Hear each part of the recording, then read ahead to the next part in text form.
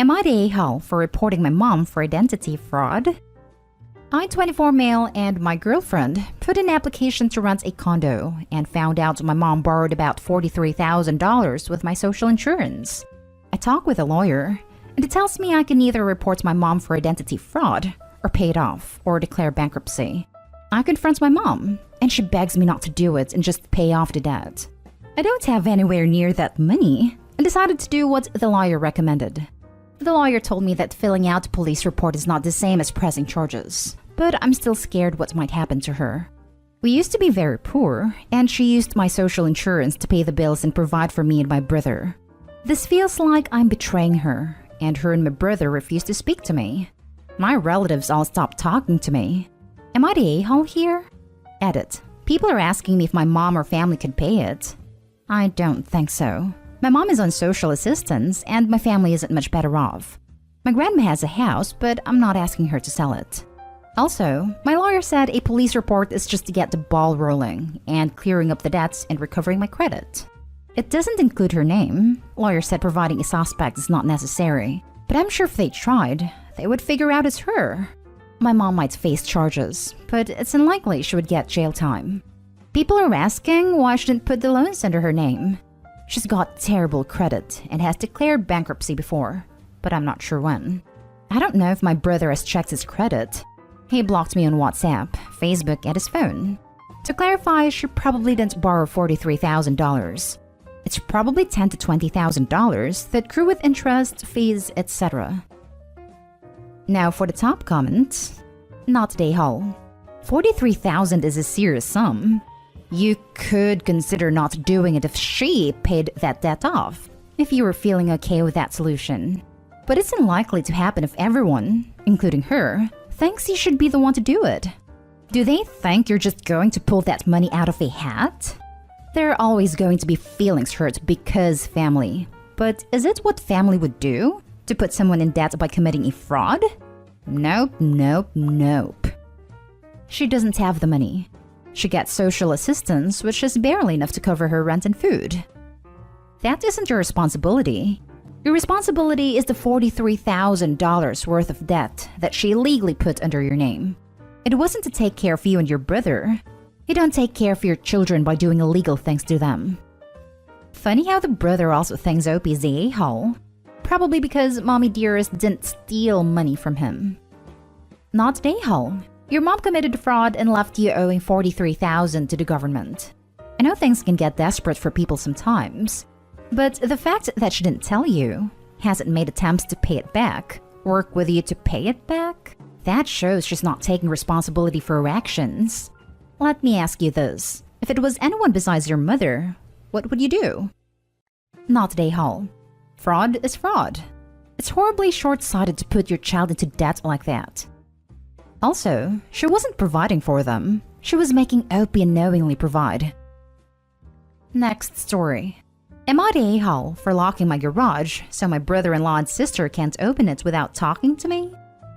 I bought a house. I specifically found one that had a mother-in-law apartment, so my parents could live with me and save some money as they get older.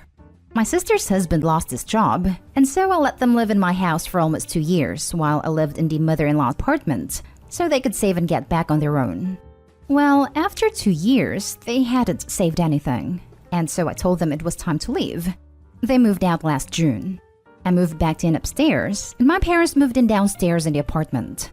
My sister and her husband left a lot of things in the garage since they moved into an apartment. This annoyed me and my wife, and eventually made them clean it out. But still had some things in there. Mostly junk in my opinion, but also some tools. They would always just show up and take and slash or leave stuff in my garage. Last week was the last straw for me. Her husband showed up, opened the garage, and stored a top to his Jeep, which took up most of the space. No hello, no text, nothing. I felt disrespected. I changed the code to the garage and locked the side door from the inside. Today they showed up again to get a tool. I assumed they were visiting my mom. She told them to ask me to get into the garage, and they got really mad. They said they're family. It's their stuff. They shouldn't have to. I feel like it's my house, and while I would probably never say no if they asked to store something, but it's common decency to ask someone first. Even just send a text saying, "Hey, I'm dropping off something today." Not today, Hall. Your sister and brother-in-law sounds like moochers. I wouldn't give them the garage door code. Probably should also tell them they have until the end of the month to get their stuff out of your garage, or it'll wind up on the curb. They are moving into a house in 4 weeks, so I assume they will finally take all their stuff. That's good, but don't assume they will. Maybe drop a hint, like by telling them, "Now that you are getting your own place, you can get all your stuff out of my garage finally." Not today, Hull. It is time for them to take everything out and put it in storage. Inform them that they have 2 weeks to empty it out. After that, everything in there will be considered abandoned, and you will keep what you want and throw away the rest. I really thought this would be more controversial. I'm starting to not feel guilty at all about it. Not today, Hull. They don't live there, and they shouldn't have their stuff in your garage. You let them stay 2 years rent-free, and they show no appreciation and squander the opportunity. You've done enough for these people. Pick a date and say they have to come get their stuff on this day. All of it. After that, it's going to the dump. Not today, Hull. In my family, we all share. My sister has left her tires in my garage, and my parents have stored my stuff, and so on. Sharing our space is really normal in my family. We always ask permission first, and always let each other know when we will be picking stuff up. We would never dream of just randomly showing up to pick up or drop off stuff. I'd be right pissed if someone kept coming into my garage without asking first, and I'd be even more pissed if someone dropped off something large without asking first. What if you were planning on using that space that is now occupied by a Jeep top? Now for the next story. Am I the a-hole for not wanting to support my family forever? I, 24 male, still live at home with my grandma. So does my older brother, my uncle, and my mom. For my whole life, we've kind of just helped each other out with everything financially. Even since I've been an adult, they have helped me with a ton. Only in the last year or so have I realized how awful this is, and decided to work on getting my own place. They're also used to this way of living that there's no way any of them besides my grandma could make it on their own. I, for one, am sick of it and want to be independent. So I stopped smoking cigs and grass and stopped giving them any extra money and have been saving literally every extra dime I have and just finally got a car. Still saving to move soon. My brother, on the other hand, spends all his money on grass and video games. Spent his entire tax return on a new Xbox and smoked the rest. Literally the next day, his car messed up and is basically trashed. After about a week of taking him to and from work every morning immediately after getting off of my job, I ask him if he's been looking at any cars, and he says, "No, you have a car. I don't need another one until whenever you move." I told him kind of harshly how that's BS, that I have worked myself off so I could have my own car, and I'm not giving him rides forever if he's not gonna even try to get his own. I told him if he hadn't immediately spent his tax money in crap, he could have fixed his car, and that he needed to change his priorities or he would never get anywhere. A few days later, I heard him talking about me to everyone, and telling them how Peyton goes and gets a decent job and says screw all of us, and now he's gonna move after all we've done for him. And they all seem to agree. In my head, I know I'm just trying to be an independent, responsible adult, and I don't want to be stuck in this lifestyle anymore. I feel like such a loser because of the way my home life is, and I want to get out before I end up like them, a fully grown 30-plus-year-old adult living with grandma. But my anxiety-riddled brain makes me feel so guilty about betraying them. Sorry for the length, and if this isn't very well written. I'm on my phone at work typing for a few seconds at a time, lol. Just trying to gain some clarity. Now for the comments. Not today, Hull. There's nothing wrong with you wanting to be independent and to have your own life. Don't let them make you feel guilty about it. Good luck. Not today, Hull. I used to do everything for my family. I started therapy because I was so unhappy and realized I was enabling everyone. My family was happy and relaxed because I took care of all the hard stuff. So I stopped. There was about a year where everyone was calling me selfish, getting mad at me, and guilting me when I wouldn't help. But eventually they started learning to deal with their own issues and grew as people. I started feeling happier and just better overall. It was 100% the right move. My only regret was not doing it earlier. There will be pushback because the dynamic is changing, but that's not a bad thing. When they ask for help, take a step back and say, do they really need my help or would I be enabling them? Not Dayhal. You've quit doing things that were costing you extra money, and at least one that will help your health long term, and are working hard to better yourself and your life. This is a good thing. Telling your brother he needs to get his car situated before you move is smart. It sounds like your family's happy where they are and how they live, and that's fine. Make it clear you're not judging. You just want something different.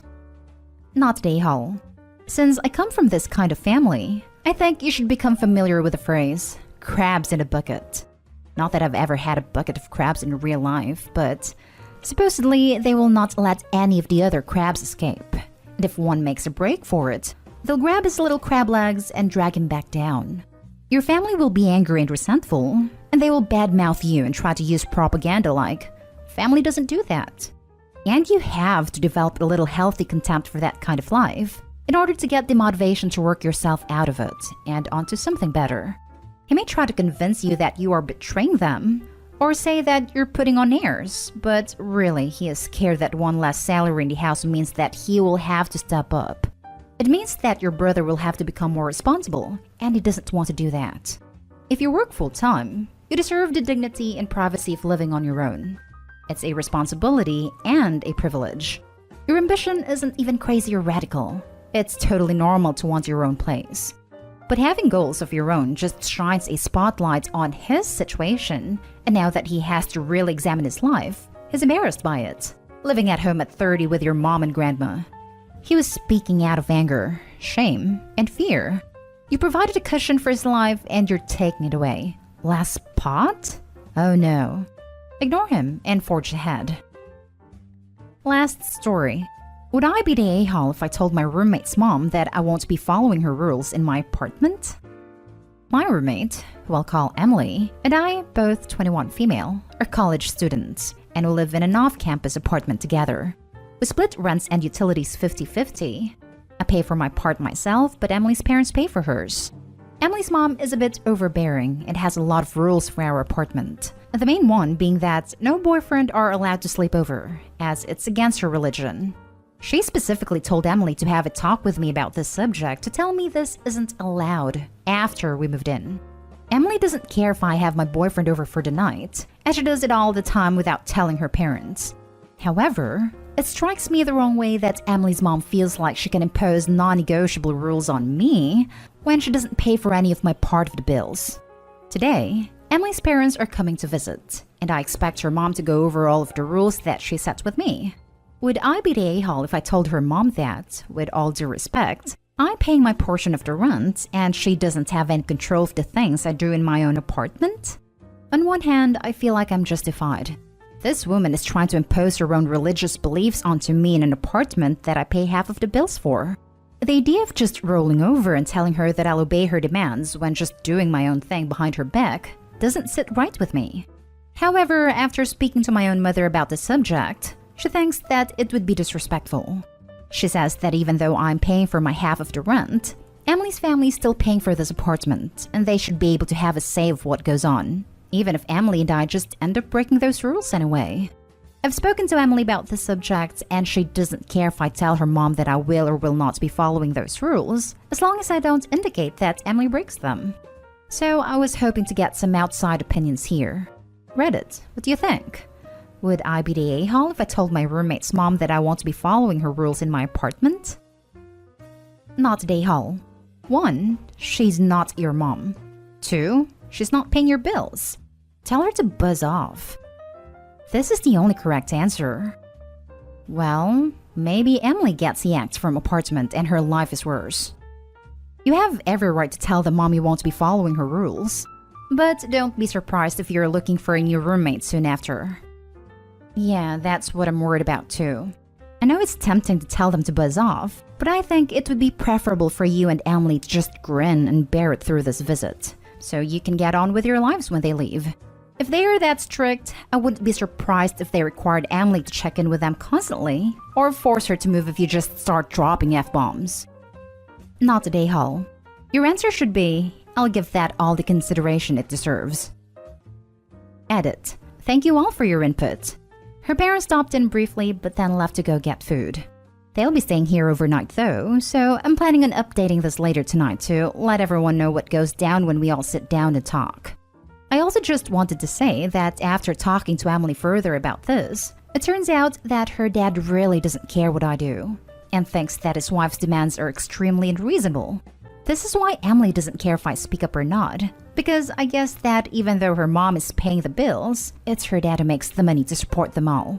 Emily says that her dad would never make her move just because her roommate doesn't follow traditional values, and even though her mom is a bit of a squeaky wheel, her words not mine, her dad makes all of the final decisions here.